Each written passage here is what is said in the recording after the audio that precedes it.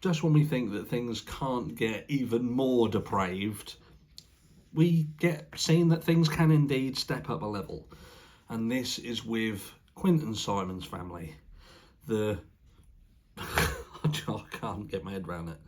Leilani and Billy Joe.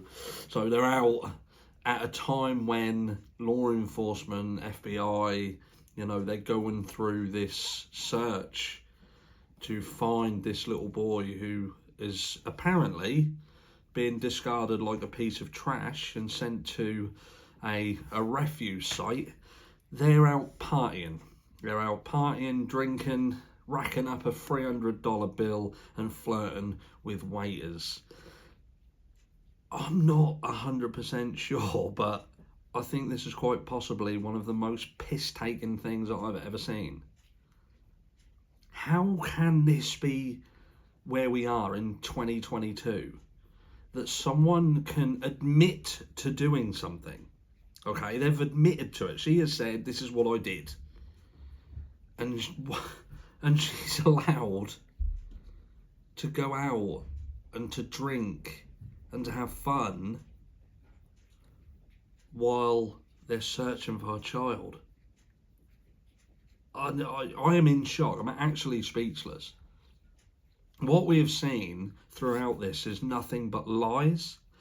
People reacting in a way that makes you think to yourself, hold on a second, you must have knew what was going on. Let's not forget that this family's past. They've got someone who's already locked away because of a murder that they partake in.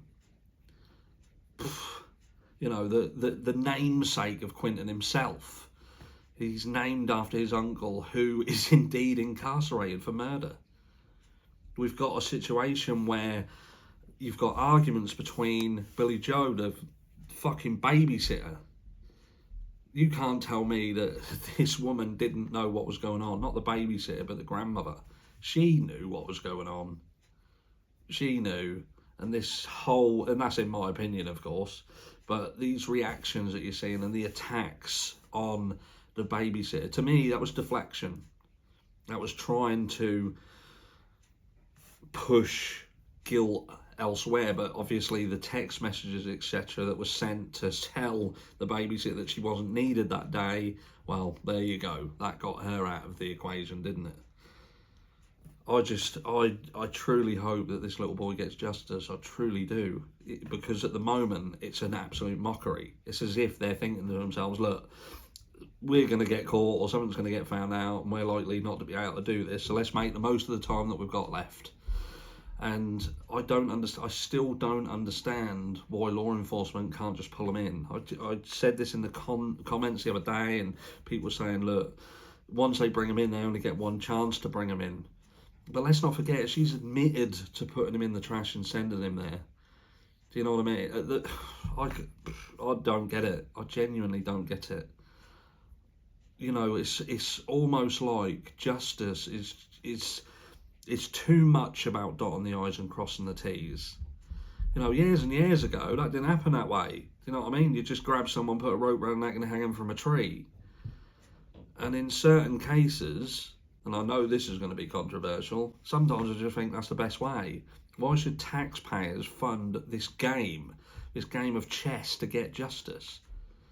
Why is it that the justice system is not so much about getting justice for the victim, but it's about playing a game and a dance to dance around the difficulties of getting justice?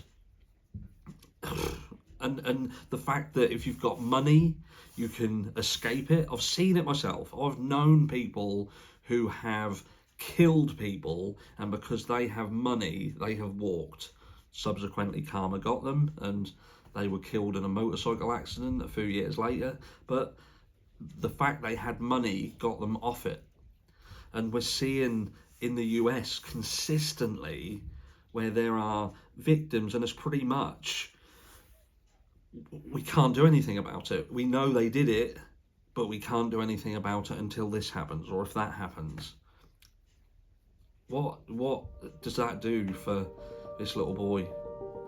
The very people who are supposed to love him, supposed to protect him, they tossed him away like a piece of garbage. and while he's being searched for by law enforcement and these people who could very likely stumble across something that could impact them for the rest of their lives, the mother and grandmother are out partying.